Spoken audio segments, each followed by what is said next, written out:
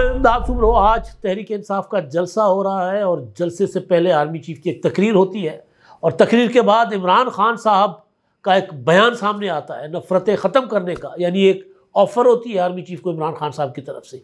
इस सारे मामले को मिला जुला कर एक डील समझा जा रहा है या डील की तरफ एक पेशरफ्त समझा जा रहा है। ये डील, इसको डील का तासुर कौन दे रहे हैं या अगर डील हो रही है तो उसको प्रोपेगेट कौन कर रहे हैं, क्यों इसे डील समझा जा रहा है, क्यों मुकमुका समझा जा रहा है, पीटीआई के लोग ही इसको मुकमुका बनाकर क्यों पेश कर रहे हैं।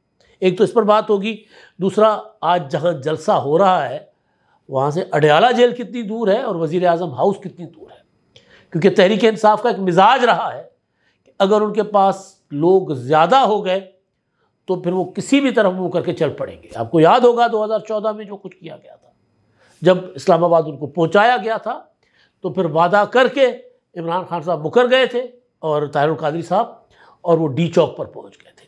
तो अब क्या जलसा जो है वो संगजानी तक महदूद रहेगा या उससे आगे जाएगा? अगर लीडरशिप का मुकमुका है तो क्या पार्टी के कारकुन जो जलसे में आएंगे वो उस लीडरशिप पर, जिसके ऊपर इल्ज़ाम है कि वो कंप्रोमाइज्ड है और इल्ज़ाम कहीं और से नहीं इमरान खान साहब के घर से आता है, तो उन लोगों के कहे आखे में होंगे लोग या नहीं? और इख्तिताम पर मैं अपने व्लॉग में आपके साथ जो कल मैंने सिंध पब्लिक सर्विस कमीशन के अंदर चलने वाले गड़बड़, घोटालों, करप्शन, नौकरियां बेचना, पेपर आउट करना, जो बच्चे पास हो रहे होते हैं उनको फेल करके उनकी जगह पैसे लेके लोगों के बच्चों को पास करके और उनको कमीशन करार दे देना, चाहे वो असातिज़ा के लिए पब्लिक सर्विस कमीशन का इम्तिहान हो या चाहे वो जो सर्विसेज के लिए हो, सूबाई सर्विसेज जो होती है, चाहे उनके लिए पुलिस, ब्यूरोक्रेसी या लेक्चरर के लिए हो, सारे हर तरफ दिहाड़ियाँ लग रही है। तो उस पर जब मैंने अपना कुछ चीज़ें जो मेरे पास आई थी उनमें से मैंने सिर्फ़ और सिर्फ कुछ चीज़ें आपके सामने रखी थी, तो बहुत कुछ और मेरे पास आ रहा है। लोग मेरे साथ रब्ता कर रहे हैं, बता रहे हैं कि किस किस के साथ क्या क्या जुल्म हुआ था। तो इख्तिताम पर अपने व्लॉग पर मैं ज़रा उस पर भी बात करूँगा। अब हुआ ये कि army chief general Asim Munir साहब ने एक तकरीब से ख़िताब किया 6 सितंबर के हवाले से। उस तकरीब में उन्होंने काफ़ी सारी बातें की थी, बल्कि DGISPR की प्रेस कॉन्फ्रेंस, माजरत, और आर्मी चीफ ने ख़िताब किया था नफ़रतों के हवाले से। तो ये मैं ज़रा मिक्स कर गया, गड़बड़ कर गया।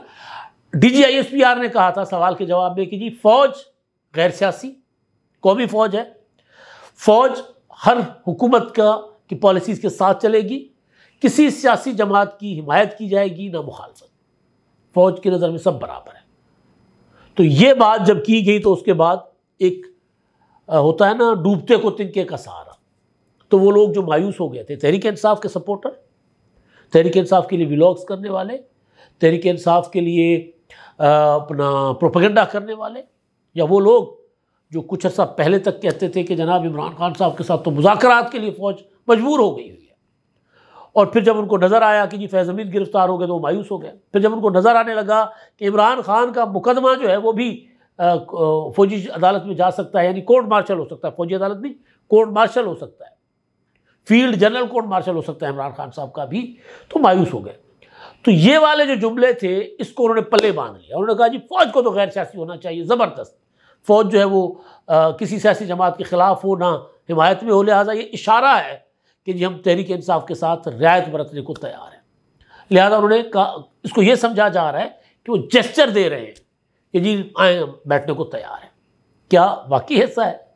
पहले तो, और फिर उसके जवाब में एक और चीज़, उसके आगे जवाब में नहीं, उसके हक़ में एक और दलील दिया जा रहा है, और वो ये कि देखें आर्मी चीफ ने भी खिताब किया जो 6 सितंबर का, उसमें उन्होंने भी कहा कि जी नफ़रतें ख़त्म करनी होगी, सबको मिलकर चलना होगा। तो जवाब में इमरान खान साहब ने कल कहा था कि जी देखिए नफ़रतें तो आपकी तरफ से, मेरी तरफ से हैं नहीं, आप ख़त्म करें। यानी खान साहब ढेर हो गए, उन्होंने कहा मेरा तो आपसे मसला ही नहीं है ना।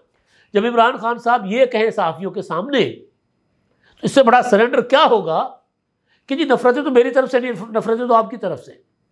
यानी इमरान खान जो ये इल्ज़ाम लगाएं कि जी ये आर्मी चीफ मुझे मरवाना चाहते हैं, मेरी बीवी को मरवाना चाहते हैं, लंदन प्लान का हिस्सा हैं, इन्होंने इलेक्शन रिग किया, और उससे पहले आर्मी चीफ बनने से रोकने के लिए यानी जनरल आसिम मुनीर साहब का अपॉइंटमेंट रुकवाने के लिए एक बहुत बड़ा लॉन्ग मार्च कर दें इमरान खान साहब, और उसके बाद जब आर्मी चीफ की ज़बान से सिर्फ इतना जुमला सुने और DGISPR सिर्फ इतना कह दे कि जी फ़ौज किसी सियासी जमात के ख़िलाफ़ है, ना किसी के हक़ में हिमायत में, और आर्मी चीफ ये कहें कि जी नफ़रतें ख़त्म करना होगी, तो उसको अपनी तरफ एक पैगाम समझा जाए, पैगाम मोहब्बत समझा जाए कि वो लो जी जिनके साथ हमारे पुराने याराने थे, जिनकी हम गुलामी करते आ रहे थे, उन्होंने हमें दोबारा गुलामी में लेने का फ़ैसला किया।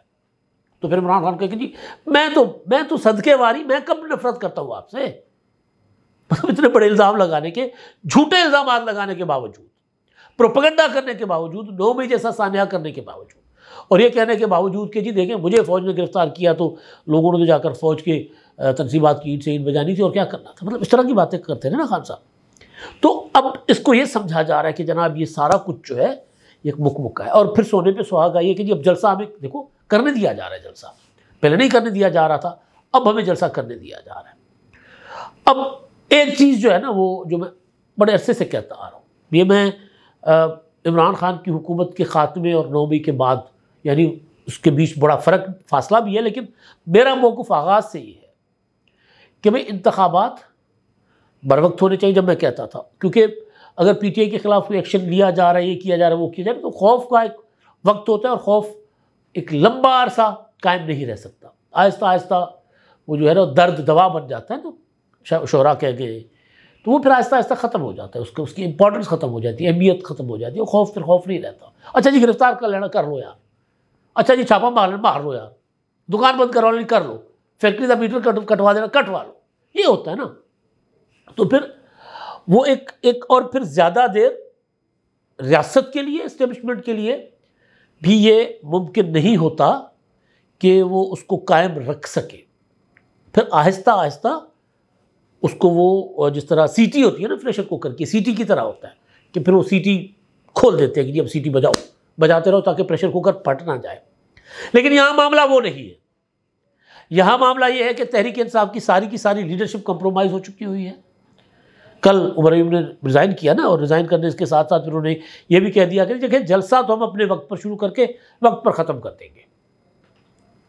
तो ये लीडरशिप कंप्रोमाइज्ड है और सारा कुछ एक कमिटमेंट के साथ हो रहा है। 22 अगस्त का जलसा नहीं होने दिया गया था, और ये जलसा होने दिया गया कि जी आपके लिए, आप सियासत करना चाहते हैं ना, माइनस इमरान खान सियासत करनी है ना, आपने आए करें, हम आपको इजाज़त देते हैं, बैठें।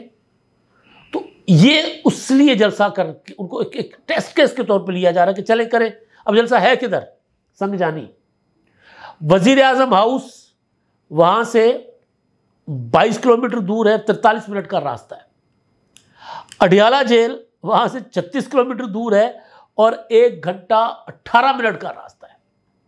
मैं ज़ाहिर है इंसान मतलब बुरा नहीं सोचना चाहिए, लेकिन एक रिकॉर्ड है PTI का, तशद्दुद का और वादा खिलाफियों का। तो और दूसरा ये कि यहाँ लीडरशिप कोई नहीं है। इमरान खान साहब ने अपने एक एक लीडर को टके टोकरी किया हुआ है, एक एक लीडर को। अभी परसों जो एक उन्होंने अच्छी बात की वो ये कि अली अमीन गंडापुर जिम्मेदार है जो कुछ हो रहा है, और अली अमीन गंडापुर के पीछे चले सारे। अलीमा खानम को भी कह दिया आप भी उसके पीछे चले।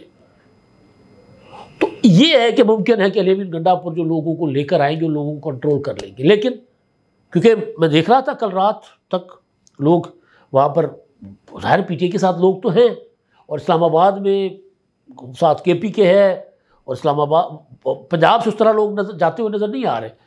हो सकता है 2 बजे जलसा है, हो सकता है जो सराउंडिंग्स के एरिया हैं वहाँ पे पहुँच जाएं लोग वहाँ से। तो जलसा एक अच्छा जलसा हो सकता है, इसमें कोई शक नहीं है। जगह उन्होंने बहुत ज़्यादा बना रखी है अपने लिए, उनको उम्मीद है कि जलसा अच्छा होगा।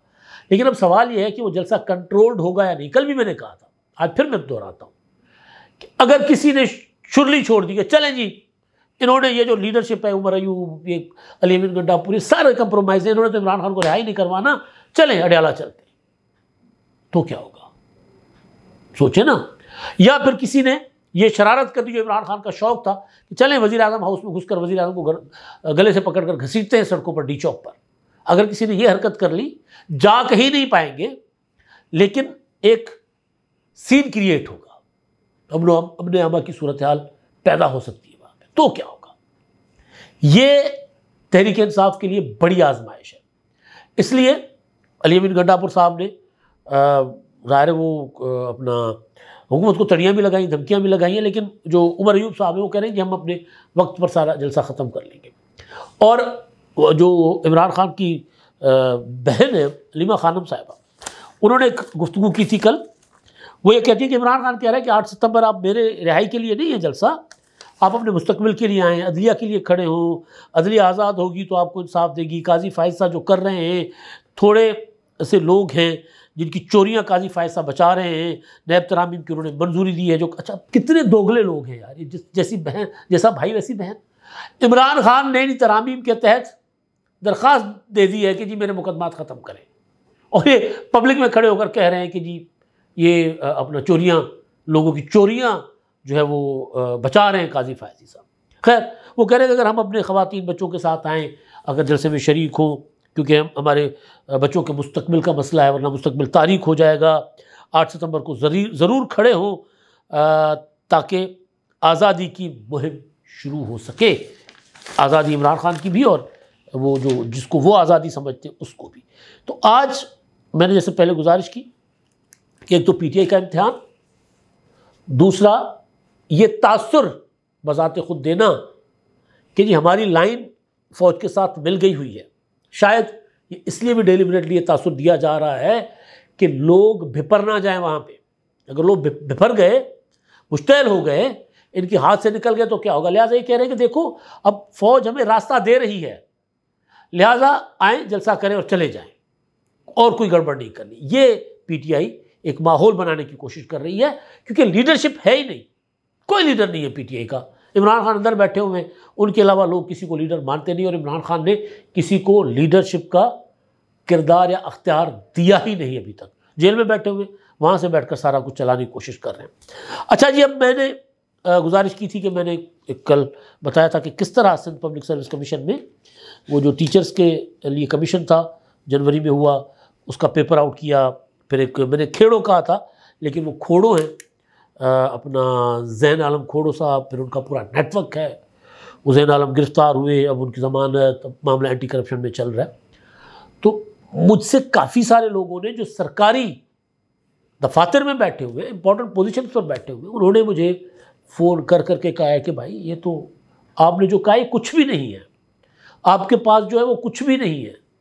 50-50 लाख, 1.5 करोड़, 2-2 करोड़ पर पब्लिक सर्विस कमीशन नौकरियाँ बेच रहा है, और पूरा का पूरा मतलब नीचे से ऊपर तक पूरा का पूरा एक नेटवर्क है। एक कोई ट्विटर पर एक साहब है, मैं इस पर मेरे पास ऑडिट रिपोर्ट्स भी हैं, बहुत कुछ है, और कुछ चीज़ों मेरे पास आनी है, मैं उसका इंतज़ार कर रहा हूँ। मैं आपके सामने सारा कच्चा चिट्ठा रख दूंगा पब्लिक सर्विस कमीशन का। वजह यह है कि भाई लोगों के पास एक ही, गरीब जो मुतवस्सित तबके के लोग हैं, गरीब गुरबा हैं, उनके पास एक ही रास्ता है अपनी ज़िंदगी संवारने का, वो ये है जिनके पास कुछ नहीं होता तालीम के जेवर के अलावा। पब्लिक सर्विस कमीशन के ज़रिए कोई अफसर बनता है, कोई टीचर बनता है, कोई लेक्चरर बनता है, कोई पुलिस में जाता है, कोई जज बनता है। तो यहाँ पर तो हनेर पड़ा हुआ भाई। तो एक साहब हैं शफीक साहब, उन्होंने ट्वीट किया है आज सुबह सिंध पब्लिक सर्विस कमीशन की नौकरियों के स्कैंडल जो इमदाद सुमरों की ज़बानी सुनकर रोंगटे खड़े हो गए। तमाम जाले इस मकरूह अमल के ख़िलाफ़ सिंध हुकूमत और एंटी करप्शन के डिपार्टमेंट में जोर दें कि इस वाक़े की शफाफ तहकीकात करें। बेशक मुलविस वज़रा का बोरिया बिस्तर गोल करना पड़े। इन्होंने बिलावल भुट्टो को भी टैग किया। हमारे दोस्त हैं डॉक्टर रिजवान भैया साहब, पक्के जाले हैं पीपल्स पार्टी के, उन्होंने कहा कि जी बिलावल भुट्टो को मुखातिब किया है मुराद शाह साहब को कि हुक्म जारी करें कि वो फौरी तौर पर पब्लिक सर्विस कमीशन के चेयरमैन समेत तमाम अमले को मुअत्तल करें और उन सब के सिफारिशों को गिरफ़्तार करके निशान इबरत बनाएं, क्योंकि इमदाद सुमरों की तहकीकात सच्ची हैं। अब मेरे पास बहुत से डॉक्यूमेंट्स आए हैं, बहुत से आ रहे हैं, लेकिन आप सिर्फ इतना देखें कि ये वो मामला है जो सबको नज़र आ रहा है। मुझे मेरे सोर्सेज कह रहे हैं कि मैक्सिमम 10% नौकरियां मेरिट पर जाती हैं और सियासी लोगों की इन्वॉल्वमेंट बहुत कम होती है। मैं ये भी बता दूं, ये सारे आपस में मिलकर पब्लिक सर्विस कमीशन के बाबू ये आपस में मिलकर दिहाड़ियां लगा रहे हैं अरबों खरबों पति कि मुझे किसी ने एक साबिक पब्लिक सर्विस कमीशन के एक साहब का हवाला भी दिया था, मैं उसके ऊपर भी काम कर रहा हूँ कि वो खरबोपति बन गए, अरबोपति बन गए। जाहिर है उसमें हुकूमत की, उसमें दीगर इदारों की, एंटी करप्शन की, इनकी अब एंटी करप्शन तो खुद करप्शन में मुलविस है ना, वो खुद बचाने की कोशिश कर रहा है ये जो खोड़ों का नेटवर्क है अपना। और ज़ाहिर है खोड़ो अकेला नहीं है, चेयरमैन तक मामला आते हैं पब्लिक सर्विस कमीशन के।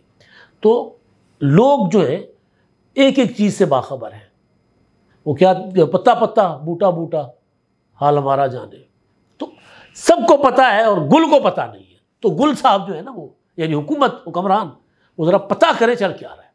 बदनाम वो हो रहे हैं या तो मुलविस हैं, अगर मुलविस नहीं है तो फिर एक्शन लें, कार्रवाई करें। बहुत सी चीज़ें मेरे पास आ रही हैं और किसी के पास है तो आप मेरे से रब्ता करें, मुझे दे कि क्या चल रहा है वहाँ पे। अब तक के लिए इतना ही। अल्लाह।